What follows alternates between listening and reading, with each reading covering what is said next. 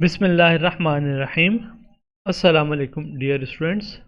We are now starting the first lecture for week number 7 for our course of communication systems. In our previous discussion, we have discussed the angle modulation schemes, namely frequency modulation and phase modulation. And we also discussed that in both cases of frequency modulation and phase modulation, we actually change the angle, phase angle, as well as the frequency of the carrier wave. The name is given to the scheme depending on which change is made proportional to the message signal. So if the phase changes in the phase is proportional to the message signal, in that case the scheme is named as phase modulation, and if the frequency is made proportional to the message signal, in that case the scheme is named as frequency modulation. In our previous week discussion, we have discussed both time domain as well as frequency domain representation of both phase and frequency modulation. We have discussed that these schemes they can have larger bandwidth they may require larger bandwidth as compared to the amplitude modulation, where we only need the bandwidth which is double of the message signal.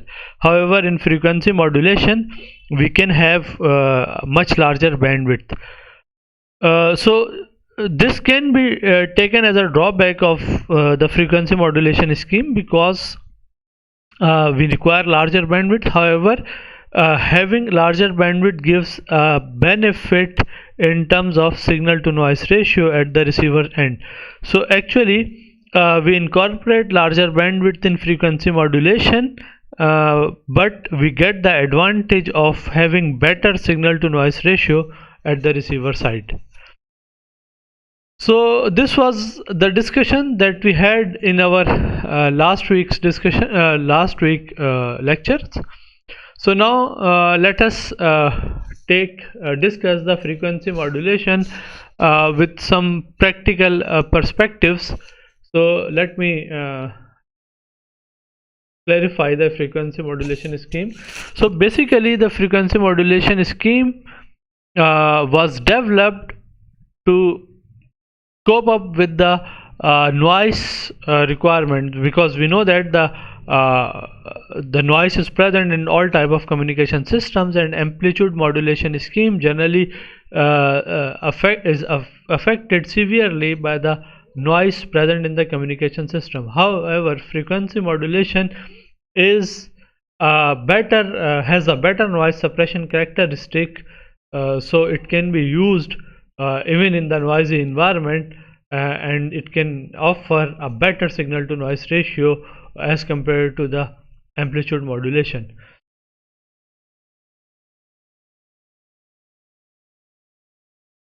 Okay, so how we achieve this thing? So we use a constant amplitude carrier. So you may notice we have a carrier here and we have a message signal. I'm assuming this message signal to be an audio signal, because most of the practical applications they are focused on the audio transmission for the frequency modulation. So if we modulate this carrier with respect to this message signal, in that case we would see a variation in the frequency of this carrier. You can see that the region where we have higher amplitude, so you would notice higher frequency in that part, whereas the region where you have lower amplitude, that is the negative amplitude, you would see the frequency is reduced. So we have the reduced frequency carrier corresponding to the region where the message signal is having negative amplitude. So in this way the information is placed in the frequency of this message is modulated carrier,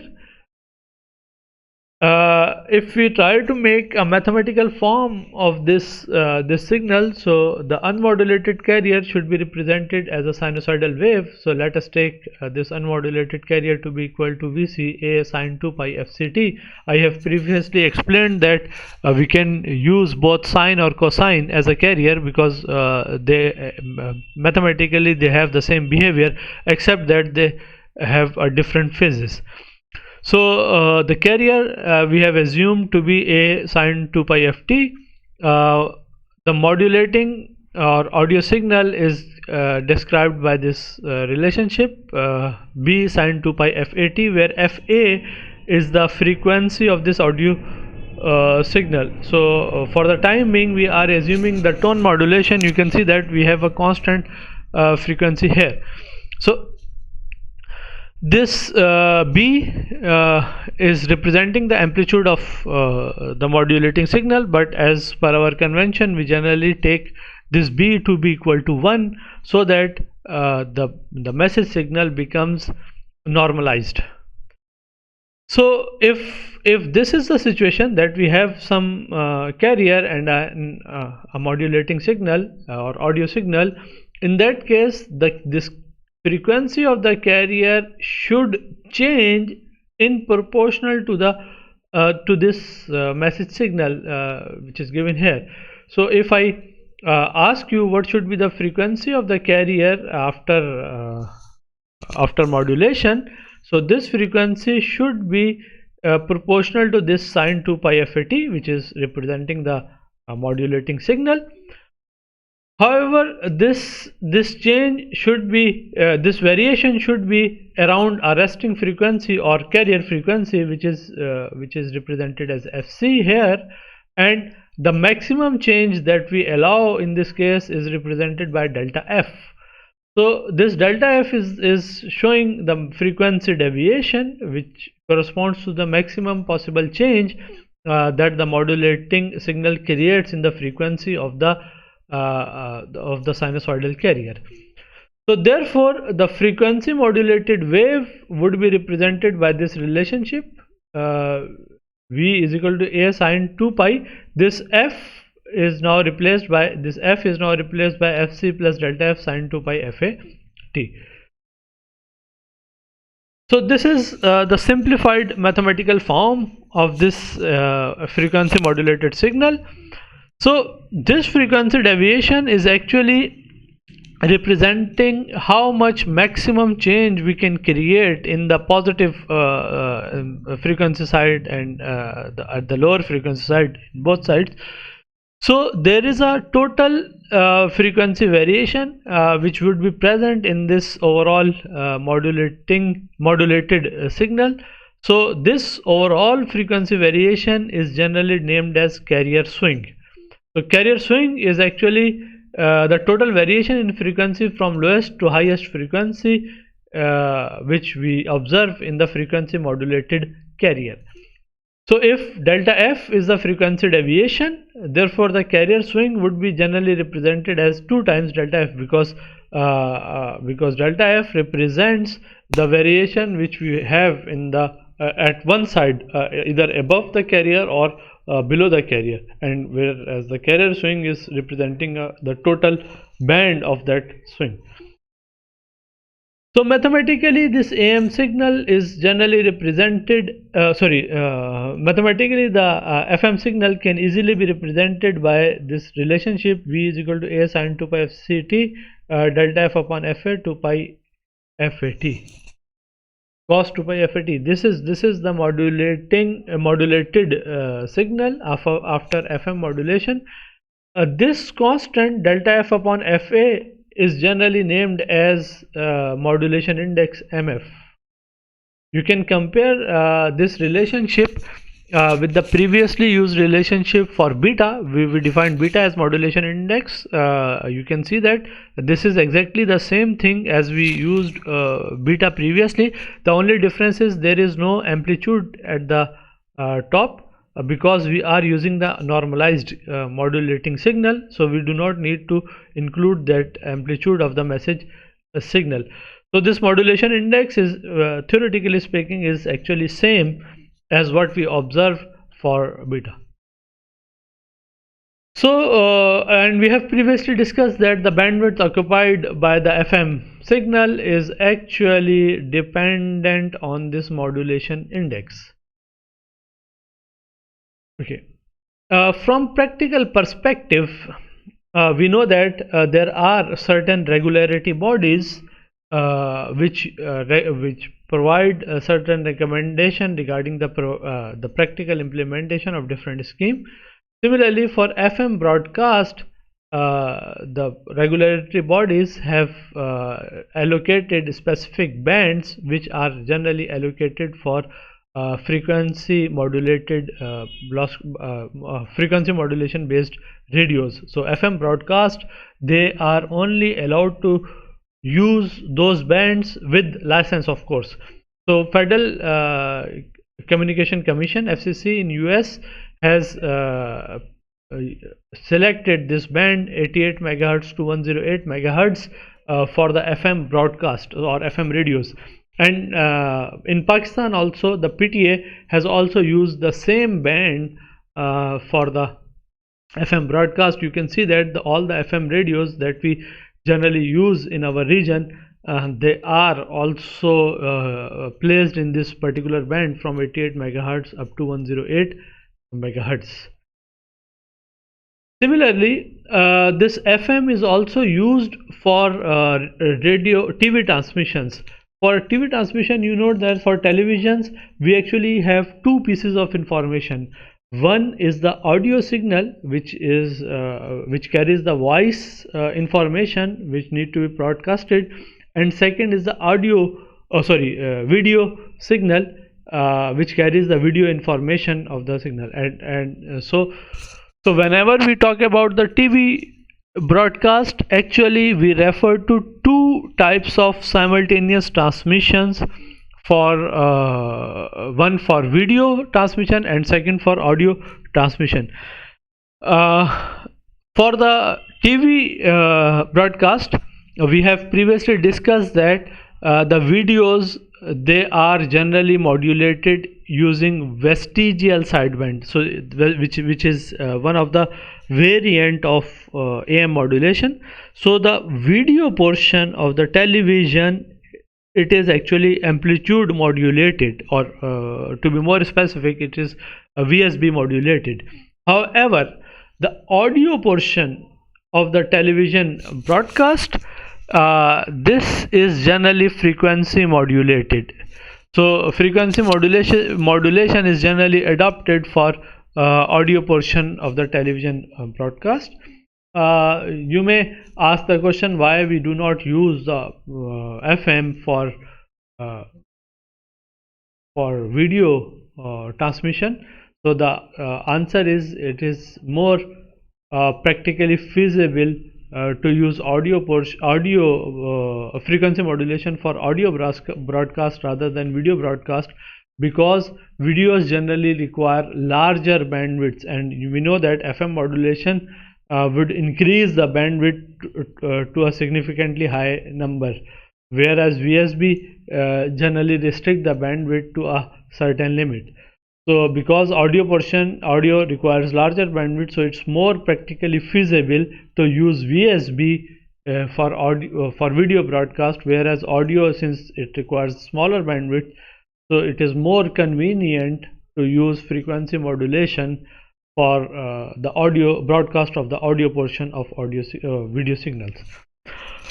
So in addition to this band 88 to 108 megahertz for placement of FM broadcast, the FCC has also set certain parameters for the broadcast of FM radios.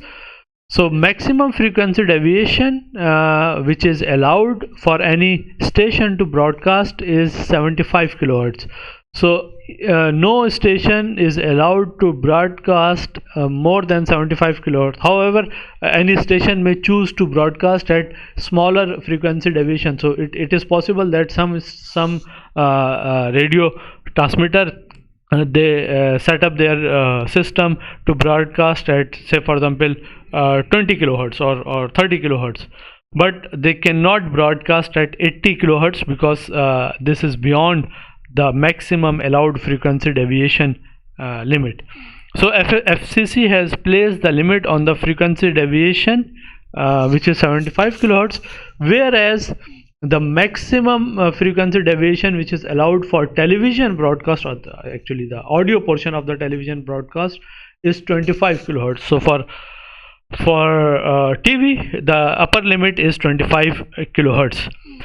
Since FCC has placed certain limits on the maximum allowed frequency deviation, sometimes we calculate the percent modulation depending on how much maximum deviation is practically implemented. So if some radio station, they have they incorporate their system, let's say for example with the frequency deviation of 50 kilohertz, so the percent modulation would be calculated by this formula. So actual implementation is made at 50 kilohertz, whereas the maximum allowed is 75 kilohertz. You can substitute 50 by 75 into 100 to calculate the percentage modulation.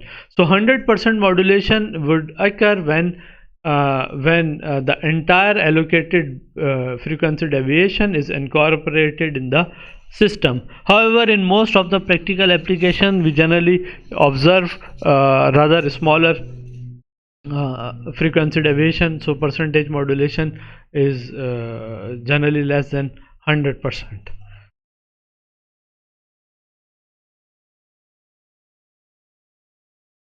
So how does the allocation is made for FM broadcast whenever a practical implementation is made in a system? We know that generally this FM bands, they are licensed band, so no one is allowed to transmit at any of these frequencies, these FM frequencies, unless it obtains the license from the regulatory body. So if anyone want to start a FM radio in our region, for example in Karachi, in that case he or she must need to get the license from PTA, and after getting the license, the PTA will allocate a specific band where the transmission should be made. So he or she or whatever radio station they are planning, they need to transmit on that particular band which is allocated to them.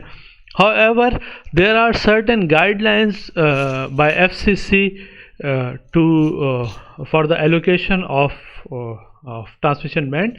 Generally, what happens whenever we get the license for any radio station, say for example, so the allocated bandwidth is allowed is 150 kilohertz. So the transmission should be made at this particular band only, which is 150 kilohertz.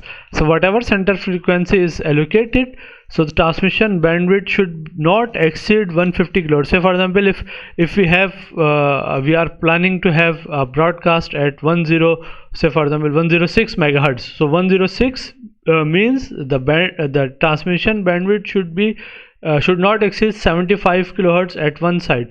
So the bandwidth should be 106 megahertz plus 75 kilohertz. That should be maximum frequency, and 106 kilohertz minus 106 megahertz minus 75 kilohertz, that should be the minimum bandwidth. So 150 kilohertz is allocated for transmission only, whereas another 25 kilohertz is reserved for that particular channel as a guard band. So guard band are generally allowed in such scenarios, so that there is no interference between the nearby transmitters. So if you have any other transmitter which is transmitting at close frequencies, so it can generate interference. So in order to avoid those interferences, generally a guard band is allowed. So for FM radios, generally the guard band which is allowed by the FCC is of 25 kilohertz. So one channel, it is allowed only 200 kilohertz of bandwidth. So whenever a user or a company wants to get the license for FM broadcast, in that case that license will be allotted with this bandwidth, 200 kilohertz bandwidth. Moreover, so whatever this band we have here, so you can see that the total band which we have used 88 to 108 megahertz. So the regulatory body would divide this band into smaller bands of 200 kilohertz each. So one band 88 plus 88 megahertz plus 200 kilohertz, then another band of 200 kilohertz, then another band of 200 kilohertz, and then another band of 200 kilohertz. So this entire bandwidth would be divided in number of smaller bands, each of 200 kilohertz, and one band can be allocated for transmission, for FM radio transmission in certain geographical area. Moreover, in order to minimize or remove the possibility of interference when allotting the channel or allotting the bandwidth, the regulatory body generally do not assign consecutive channels at the same geographical area. So say for example, one 200 kilo bandwidth is allocated to station number 1. The second 200 kilohertz bandwidth is not allotted in the same geographical area. So say for example, station number 1 is transmitting their signals in, say for example, Karachi region. In that case, the next 200 kilohertz bandwidth would not be allotted in the Karachi region, but that band may be allotted in some other region, say for example Hyderabad or maybe in Lahore or some other geographically displaced regions. So in the same region, we generally have another strategy to minimize the effect of interference, that the two consecutive bands, they are not allotted and they are not allowed to transmit in the same geographical region. So station 1 transmits here, station number 2 transmits in that region, then there will be a band, a 200 kilohertz band, which is not allotted in the same region. However, it will be used in some other region, and then station 3 may be transmitting, and so on. So at least one 200 kilohertz band is kept free in the same geographical region, and the only intent to have this strategy is to minimize the effect of interference. We know that the interference is a significant problem in wireless communication, so in order to minimize that effect, this strategy is incorporated so that different FM transmissions, they do not interfere with each other. So these were a few practical aspects related to the implementation of FM radios or FM broadcast. So let us take few problems related to FM signals, and then we'll move on to the discussion of physical hardware related to FM transmitters and FM receivers. So let us take a problem. So we have a simple problem, a 107.6 megahertz carrier. So we have a carrier frequency which is given as 107.6 megahertz. This is the carrier frequency, is modulated by 7 kilohertz sine wave. So we know that the audio signal, it has a frequency of 7 kilohertz. The resultant FM signal has a frequency deviation of 50 kilohertz. So the frequency deviation is also given, which is 50 kilohertz. And from this information, we want to find the carrier swing of the FM signal, determine the highest and lowest frequencies attained by the modulated signal, and what is the modulation index of the FM wave. So we want to calculate these parameters. So let us start here first by calculating carrier swing. Carrier swing, we know that carrier swing is the total variation that we observe in the frequency modulated carrier. So the total variation or total change that we observe is generally double the frequency deviation, because frequency deviation, the total variation that we see in the message in the modulated carrier is from minus delta f to plus delta f. So from minus delta f to plus delta f means that overall swing would be double of delta f. So since we know this frequency deviation, which is 50 kilohertz, we can easily calculate carrier swing, which will be double of 50 kilohertz, that is 100 kilohertz. Second thing that we want to find is the highest attained frequency of modulated signal and lowest attained frequency of modulated signal. We know that the carrier is at center, and there is a variation at above the carrier, which is defined by frequency deviation, which is delta f. Similarly, there is variation in at the lower side, which is also defined by this frequency deviation. So if I ask you what should be the upper frequency reached by the modulated signal, that would be represented by fc plus delta f, because fc represents the resting frequency or carrier frequency, and delta f is showing the change which is obtained in that frequency. So this will be 107.6 into 10 raised to power 6, because it's in megahertz, whereas delta f is in kilohertz, so 50 into 10 raised to power 3. So if you simplify this and calculate, so you would get the maximum frequency, which is represented by fh, to be equal to 107.65 megahertz. So this is the maximum attained frequency when we modulate the sinusoidal carrier under the given conditions. The lowest frequency which is reached by the modulated wave is represented by fc minus delta f. The same scenario is here, but since it represents a reduction in the frequency, that's why we use the minus sign here. So the lowest frequency that will be obtained by the modulated wave would be fc minus delta f. You can simply substitute the values. fc is 107.6 megahertz, whereas delta f is 50 kilohertz, and if you simplify, you would see that the lowest obtained frequency would be 107.55 megahertz. The modulation index is given by this formula, delta f upon fa.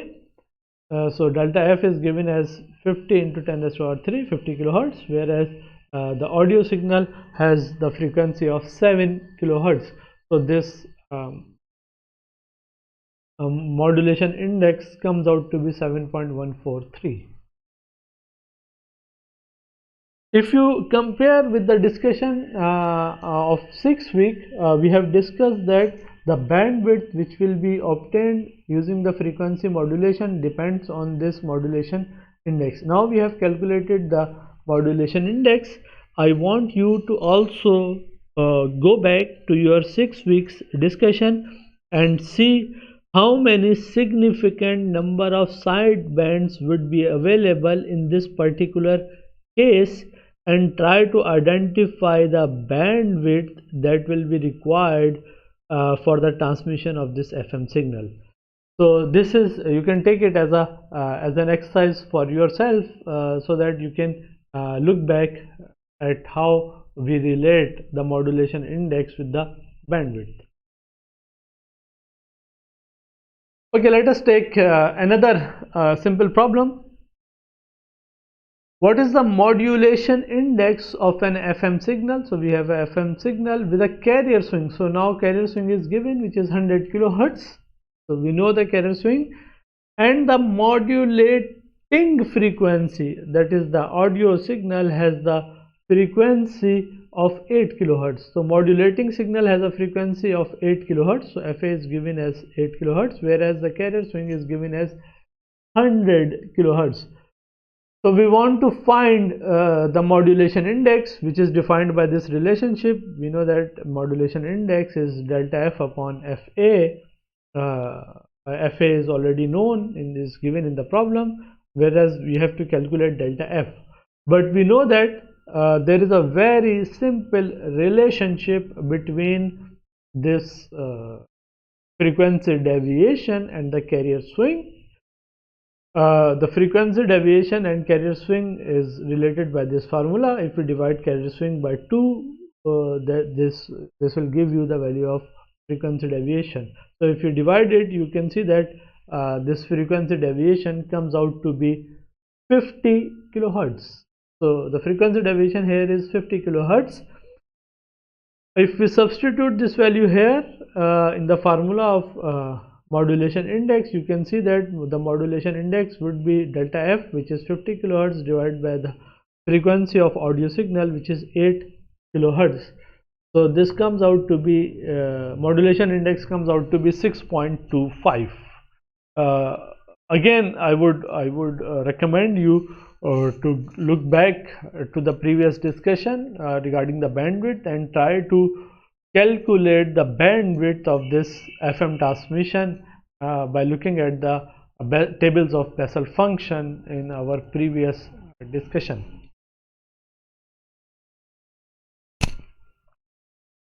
So this was some discussion related to some practical aspects of the implementation of FM broadcast and use of FM as a radio transmission, as well as the audio portion of the video transmission. We have taken up a couple of problems in this lecture. Inshallah, we'll be having some more problems and some more related discussion in lecture number 2 as well. For the time being, I would stop here. Inshallah, we'll be continuing this discussion in our next lecture. Thank you all.